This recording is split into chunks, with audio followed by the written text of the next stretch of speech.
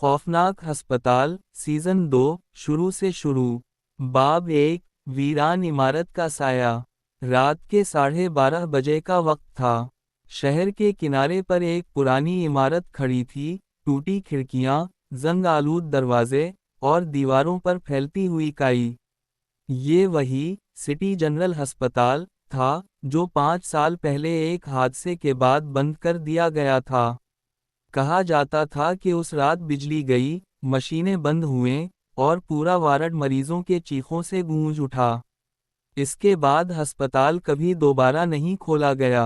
لیکن آج ایک ٹرک اس عمارت کے سامنے رکا۔ دروازہ کھلا، 3 لوگ اترے۔ ایک ڈاکٹر اذلان، ایک نڈر نوجوان ماہر نفسیات۔ 2 نرس سحر، نرسنگ میں بہترین مگر بہت حساس دل والی۔ 3 کاشف، ہسپتال کا سابق ملازم، جس نے وعدہ کیا تھا کہ وہ کبھی واپس نہیں جائے گا، لیکن آج کسی مجبوری کے تحت وہ آیا تھا۔ اذلان نے عمارت کی طرف دیکھا۔ یہ وہی جگہ ہے نا؟ کاشف کے ماتھے پر پسینہ آیا۔ ہاں، یہی وہ جگہ ہے جہاں سے کوئی صحیح سلامت واپس نہیں آیا۔ دروازے پر ایک زنگ آلود تختی لگی تھی، ایمرجنسی وارڈ نمبر 13، داخلہ منع ہے۔ باب 2 پہلا قدم، پہلی آہٹ۔ جیسے ہی دروازہ کھولا گیا، اندر سے بوسیدہ ہوا کا جھونکا آیا۔ دیواروں پر خون جیسے نشان، فرش پر ادھا جلی فائلیں، اور ٹوٹی ہوئی ویل چیئر۔ کسی نے آہستہ سے کہا، یہاں ابھی بھی کسی کی موجودگی محسوس ہوتی ہے۔ اذلان نے ٹارچا جلائی۔ ایک راہداری کے آخر میں کوئی سایہ سا حرکت کرتا دکھائی دیا۔ سحر نے اذلان کا ہاتھ پکڑ لیا۔ کیا آپ نے دیکھا؟ وہاں کوئی ہے؟ اذلان نے کہا، شاید ہمارا وہم ہے، یا شاید کوئی چوہا۔ لیکن اس لمحے، راہداری سے ایک دروازہ خود بخود چرر کی آواز سے بند ہو گیا۔ کاشف چیخا، یہ وہی آواز ہے جو میں نے اس رات سنی تھی، جب سب مریض مر گئے تھے۔ باب 3 وارڈ نمبر 13۔ تینوں آہستہ آہستہ اس وارڈ کی طرف بڑھے۔ دروازہ آدھا کھلا تھا، اندر اندھیرا تھا۔ دیوار پر ایک جملہ خون سے لکھا تھا، ہم نے علاج نہیں، تجربہ کیا تھا۔ اذلان نے ریکارڈر آن کیا۔ یہ سب میں ثبوت کے طور پر ریکارڈ کر رہا ہوں۔ اچانک وارڈ کے کونے سے ایک ہلکی سی کراہنے کی آواز آئی۔ کسی نے مدد کے لیے بلایا۔ ڈاکٹر صاحب، مجھے بچا لو۔ سحر نے آگے بڑھ کر ٹارچا ماری۔ فرش پر ایک مریض بیٹھا تھا، مگر اس کا جسم سیاہ، آنکھیں سفید اور چہرے پر جلنے کے نشان تھے۔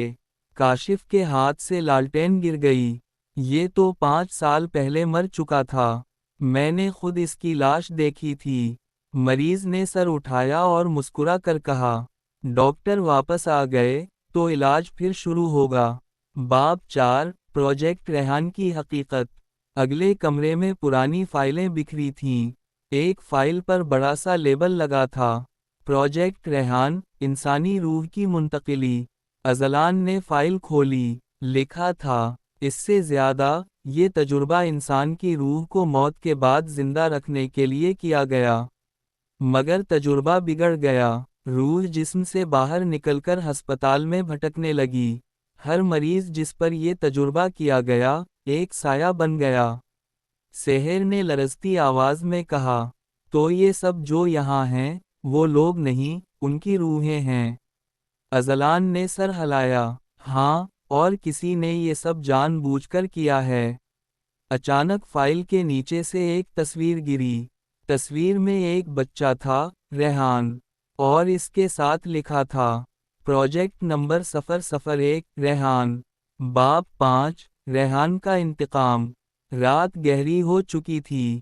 وارڈ کی لائٹ خود بخود جھپکنے لگی۔ کسی کے قدموں کی چاپ سنائی دی۔ ڈاکٹر، ایک معصوم آواز گونجی، آپ نے مجھے کیوں مارا تھا؟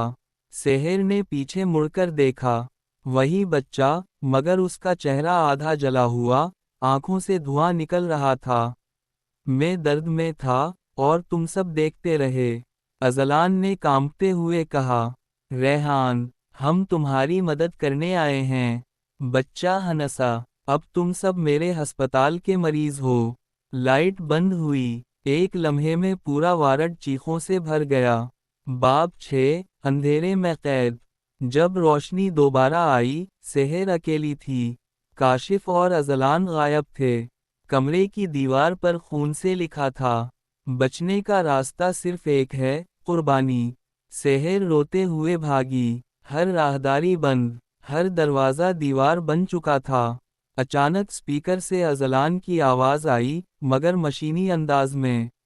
سحر، وارڈ 13 میں آؤ، میں تمہارا انتظار کر رہا ہوں۔ وہ وارڈ میں گئی، اذلان وہاں کھڑا تھا، مگر اس کی آنکھیں سفید، چہرہ بے جان۔ ریحان نے مجھ میں بسیرا کر لیا ہے، اب تمہیں فیصلہ کرنا ہوگا، یا خود مرو، یا کسی اور کو مارو۔ باب 7، آخری قربانی۔ سحر نے کانپتے ہاتھوں سے نرسنگ کٹ سے انجیکشن نکالا۔ میں خود ختم کر لوں گی، اذلان چیخا۔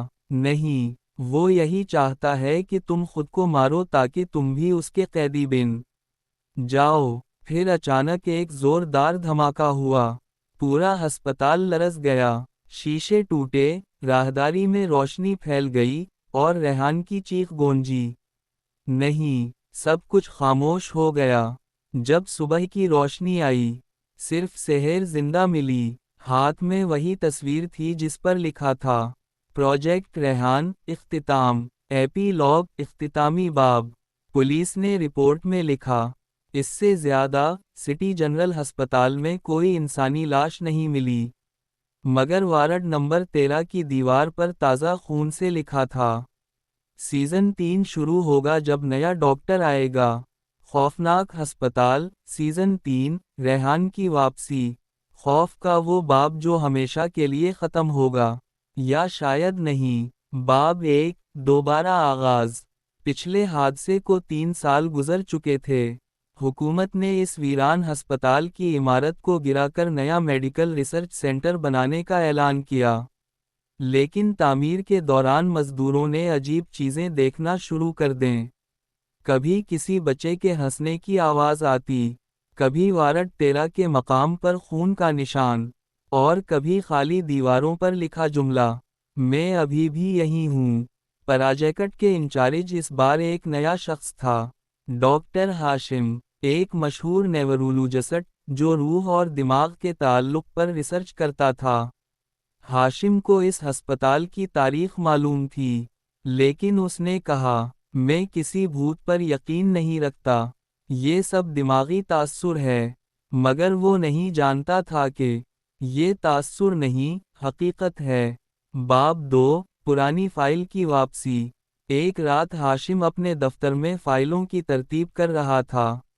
ایک پرانی زرد فائل اس کی ڈیسک کے نیچے سے گری۔ اوپر لکھا تھا، پروجیکٹ ریحان، مکمل رپورٹ۔ ہاشم چونک گیا، یہ فائل یہاں کیسے آئی؟ میں نے تو اسے سرکاری ریکارڈ میں دیکھی تھی۔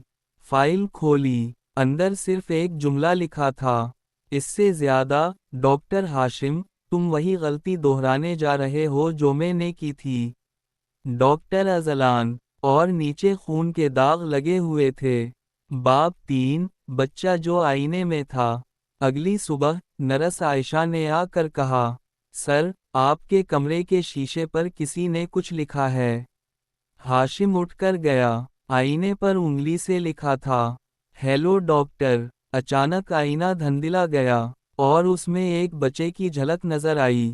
آدھا چہرہ جلا ہوا، مگر مسکراہٹ وہی، میں واپس آ گیا ہوں، تم سب نے مجھے بھولا نہیں، ہے نا؟ ہاشم پیچھے ہٹا۔ ریحان۔ باب 4، وارڈ نمبر 13، دوبارہ زندہ۔ رات کے وقت لیبارٹری کی بجلی بند ہو گئی، جنریٹر خود بخود چل پڑا، سائنس آلات خود چلنے لگے۔ مانیٹر پر خون سے لکھا گیا ایک لفظ نمودار ہوا، قربانی۔ ہاشم نے اپنے ساتھی ڈاکٹر ثاقب کو بلایا، یہ سب کیا ہو رہا ہے؟ کوئی آٹو فنکشن تو نہیں؟ ثاقب نے جواب دیا، سر، جنریٹر کا سوئچ تو آف ہے۔ تب دروازہ زور سے بند ہوا، اور لائٹ فلیش ہونے لگی۔ آواز آئی، پروجیکٹ ریحان دوبارہ شروع ہو چکا ہے۔ باب 5، ریحان کی حقیقت۔ ہاشم کو ایک خفیہ کمرہ ملا، جس کے اندر پرانے ریکارڈ، تصویریں، اور ایک شیشے کا سلنڈر رکھا تھا۔ سلنڈر میں کوئی دھن سی بھری تھی۔ فائل میں لکھا تھا، اس سے زیادہ، ریحان کا جسم ختم ہو گیا، مگر اس کی توانائی، یعنی روح، اب برقی لہروں کے ذریعے زندہ ہے۔ وہ ہسپتال کے نظام سے جڑ چکا ہے۔ ہاشم چیخا، یعنی وہ اب کسی جسم میں نہیں، بلکہ عمارت میں موجود ہے۔ دروازے سے ہلکی سی ہنسی آئی۔ بالکل ڈاکٹر، اور تم نے مجھے جگہ دیا ہے۔ سب مانیٹر آن ہو گئے۔ ہر اسکرین پر صرف ایک لفظ، ریحان۔ باب 6، آخری مقابلہ۔ ہاشم نے فیصلہ کیا کہ اگر ریحان ایک توانائی ہے، تو اسے ایک الیکٹرک نیورل ٹریپ میں قید کیا جا سکتا ہے۔ لیکن شرط تھی کہ کوئی ایک انسان اپنی دماغی فریکوئنسی اس نظام میں ضم کرے، یعنی ایک قربانی۔ نرس عائشہ نے کہا، اگر میں اپنا دماغ کنیکٹ کر دوں تو؟ ہاشم بولا، نہیں، تم زندہ نہیں بچو گی۔ لیکن ریحان کی آواز گونجی، فیصلہ جلد کرو، ورنہ میں سب کو اپنے ساتھ لے جاؤں گا۔ عمارت ہلنے لگی، چھت سے خون ٹپکنے لگا۔ وارڈ 13 کے دروازے خود کھل گئے۔ ہاشم نے چیخ کر کہا، عائشہ، کنیکشن آن کرو، ابھی۔ اس لمحے بجلی کا شدید جھٹکا لگا۔ چیخیں، روشنی، دھواں، اور پھر خاموشی۔ باب 7، نیا دن، نیا ہسپتال۔ جب صبح ہوئی، تو پولیس نے جگہ کا معائنہ کیا۔ عمارت جلی ہوئی تھی، صرف ایک شخص زندہ ملا، ڈاکٹر ہاشم۔ وہ خاموش بیٹھا تھا، زمین پر ایک لفظ لکھ رہا تھا، ریحان ختم ہو گیا۔ لیکن جب اس نے سر اٹھایا، اس کی آنکھوں میں ہلکی سفید چمک تھی۔ پھر اس نے مسکرا کر کہا، میں ٹھیک ہوں۔ پولیس والا بولا، ڈاکٹر صاحب، آپ کا نام؟ ہاشم نے آہستہ کہا، ریحان۔ ایپیلوگ، آخری انجام۔